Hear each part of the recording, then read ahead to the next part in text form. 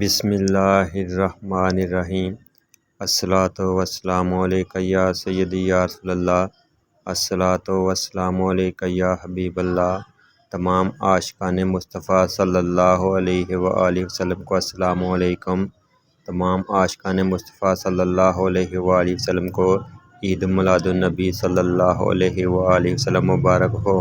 مرحبا مرحبا صلی علی مرحبا مرحبا یا مصطفیٰ۔ عاشقان مصطفیٰ صلی اللہ علیہ وآلہ وسلم، آج کی اس ویڈیو میں نبی کریم صلی اللہ علیہ وآلہ وسلم کی ولادت باسعادت کے بارے میں بات کروں گا اور یہ بتاؤں گا کہ ہمیں نبی کریم صلی اللہ علیہ وآلہ وسلم کی ولادت کی خوشی میں کون سے اعمال کرنے چاہئیں اور نبی کریم صلی اللہ علیہ وآلہ وسلم کو کون سا بہترین تحفہ ولادت باسعادت کے دن پیش کرنا چاہیے۔ میرے عزیزو، یہ وہ دن ہے جس دن سوائے ابلیس کے سب خوشیاں منا رہے ہیں۔ یہ وہ بابرکت دن ہے۔ اس دن میں تمام عالم اسلام میں تمام عاشقان رسول صلی اللہ علیہ وآلہ وسلم اپنے نبی کریم صلی اللہ علیہ وآلہ وسلم کی آمد کا جشن اور میلاد مناتے ہیں۔ ہر سال ہی بہت ہی عقیدت و احترام کے ساتھ یہ میلاد منایا جاتا ہے۔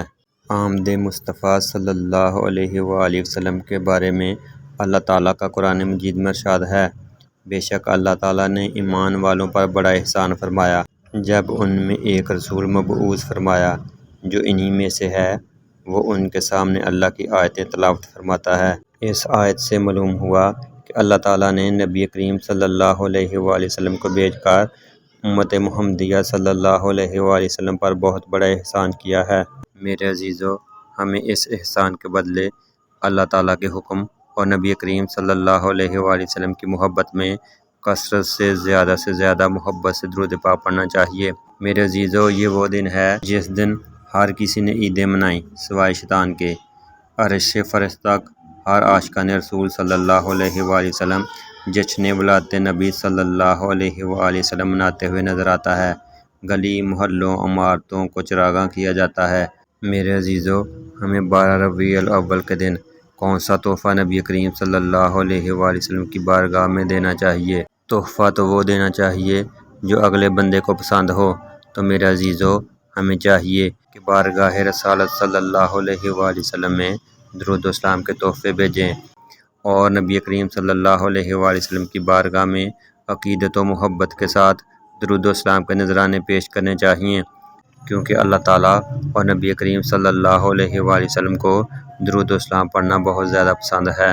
اس لیے ہمیں چاہیے کہ کثرت سے محبت سے درود و سلام کے تحفے بھیجیں، کیونکہ جو شخص نبی کریم صلی اللہ علیہ وآلہ وسلم پر محبت سے درود و سلام پیش کرتا ہے، اللہ تعالیٰ اس بندے پر اپنی رحمتوں اور برکتوں کا نزول فرماتا ہے۔